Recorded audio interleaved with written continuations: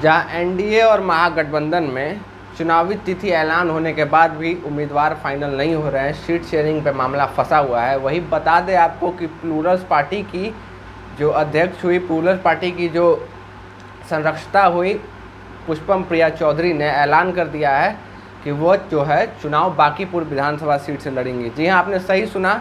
News पहले आपको बता दें, न्यूज़ भारतवर्ष में आप सभी का स्वागत है कि पुष्पम प्रिया चौधरी ने यह ऐलान कर दिया है कि वो पटना के बांकीपुर सीट से 182 संख्या बांकीपुर सीट से चुनाव लड़ने जा रही है। जी आपने ठीक सुना। जहां प्लूरल्स पार्टी को अभी तक चुनावी चिन्ह अलॉट नहीं किया गया है, वहीं अभी तक पुष्पम प्रिया चौधरी ने यह साफ कर दिया है कि वो बांकीपुर से चुनाव लड़ने जा रही हैं। इसके अलावा उन्होंने यह भी बताया है कि सूत्रों के हवाले से खबर आ रही है कि उन्होंने जो नॉर्थ बिहार है, जो उत्तर बिहार है, वहाँ भी दरभंगा में एक सीट को चुना है जहाँ वहाँ से भी चुनाव लड़ सकती हैं। जी हाँ, उन्होंने 2 सीट को चुना है जिसमें कहा है कि मगध और मिथिलांचल दोनों से चुनाव लड़ेंगी। मगध यानी पटना और मिथिलांचल यानी उत्तर बिहार।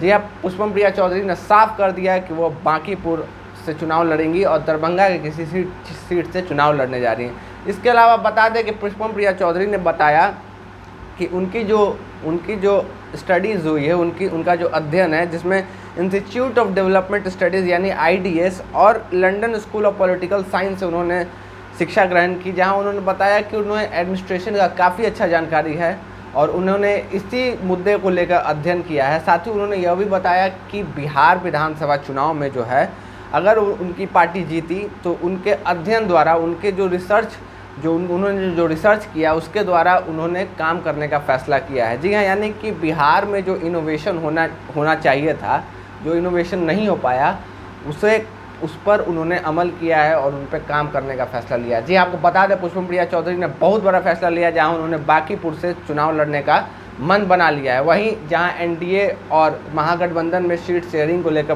बार बार बात फंस रही है, अभी तक सीट शेयरिंग को लेकर कुछ नहीं कहा जा चुका है। वही बता दें, रालोसपा के अध्यक्ष जो है उपेंद्र कुशवाहा इसी वजह से महागठबंधन से नाराज़ होकर एक अलग अलायंस बनाकर पार्टी से अलग हो गए।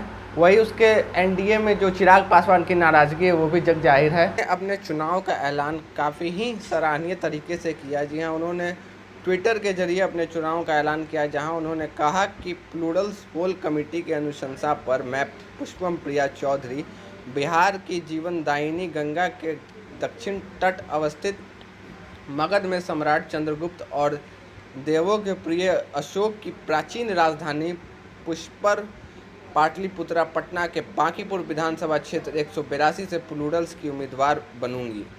तो आप देख सकते हैं कि पुष्पम प्रिया चौधरी ने एक बहुत बड़ा फैसला लिया, जहां उन्होंने लगभग सभी सीटों पर अपना उम्मीदवार तय कर लिया है और खुद बांकीपुर से और दरभंगा के किसी क्षेत्र से चुनाव लड़ने जा रही हैं।